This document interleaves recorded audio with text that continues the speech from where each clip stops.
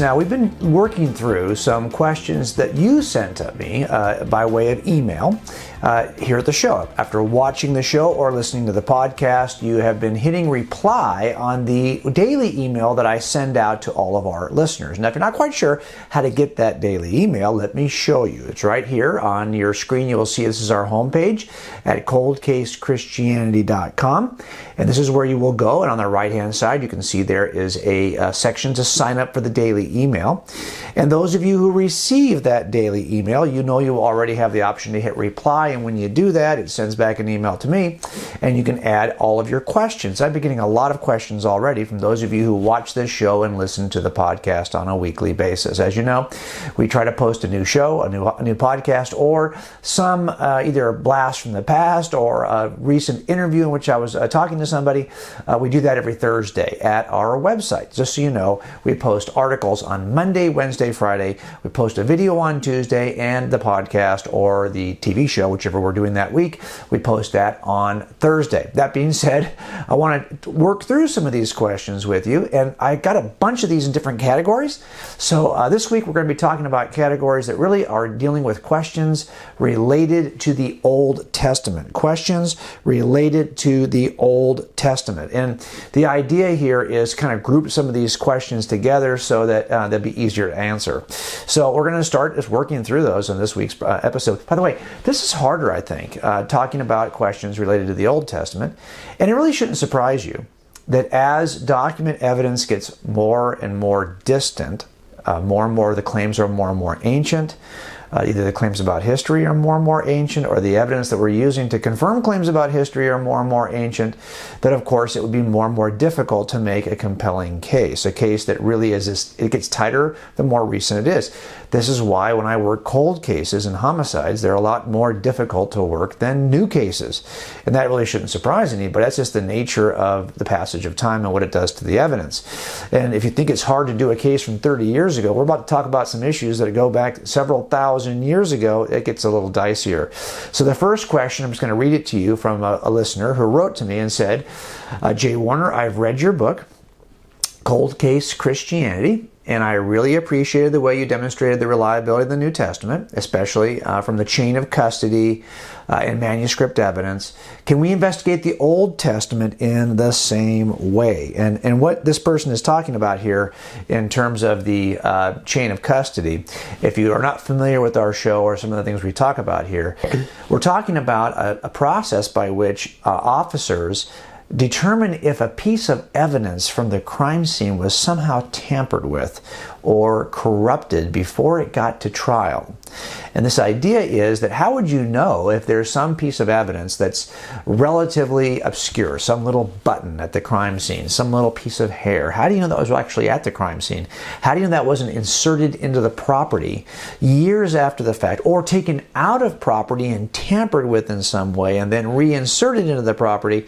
There's always this claim, at least on the part of defense attorneys, that somehow your prosecutor or your team, your investigative team, may have corrupted the evidence, may have included some piece of evidence, may have done something to alter the evidence. So, well, how do you know if that's the case? Well, it's chain of custody. What we do is we ask a simple question. Can we account for this piece of evidence as it was handed from one officer to the next, as it was handed from an officer to a criminalist, from the criminalist back to the officer? We write reports, and we take pictures of that piece of evidence every time it's touched. And then as we do that, we have a collection then of pictures of the evidence over time, reports describing the evidence over time from the point at which it was recovered to the point at which it's presented to a jury. That's called the chain of custody. Each person is like a link in the chain, providing a connection to the past.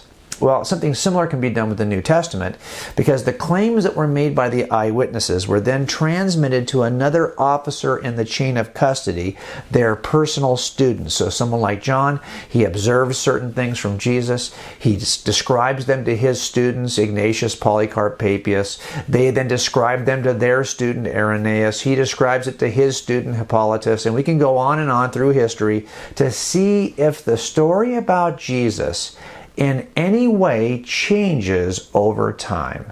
Because that's the claim, right? That there's something that changes over time. The simple Jesus of history became the Christ of Christianity. So this is called a chain of custody. And so we're able to do this with manuscript evidence from the first century because we still have the ancient records of the students of John. And we know what they wrote to local congregations, and we can examine it to see if there's a difference in the nature of the story. So what this writer is asking about, could we do something similar to that with the claims of the Old Testament? Do we know if Moses wrote the Pentateuch and he writes Exodus, do we know who he gives it to? And does that person, well, see, this is a little more difficult, isn't it? We talked about this a minute ago.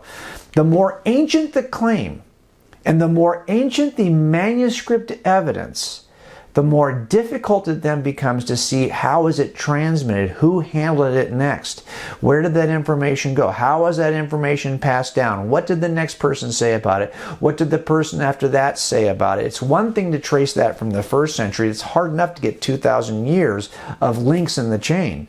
But to go back 6,000 years and get links in the chain, to go back even longer, how would you do this? How could anyone be reasonably expected to do this? And I think it is difficult. As a matter of fact, I think there's another way to examine this. And I've said it before on this broadcast and on the podcast, but I think that we are blessed or lucky, fortunate, because we have an authenticator. Now, we could look at the manuscript evidence, and certainly we've done some of that, right? So, for example, when we find in the Dead Sea Scrolls a copy of Isaiah, one chapter of Isaiah, which arrives and allows us to see how well it compares to much more ancient copies, or much newer copies, I should say. And we see that many, many years are between these two copies of, say, Isaiah. And then when we compare the two copies, we realize there's very little change between the two copies. We have good confidence then that this document could be transmitted over centuries with very little change.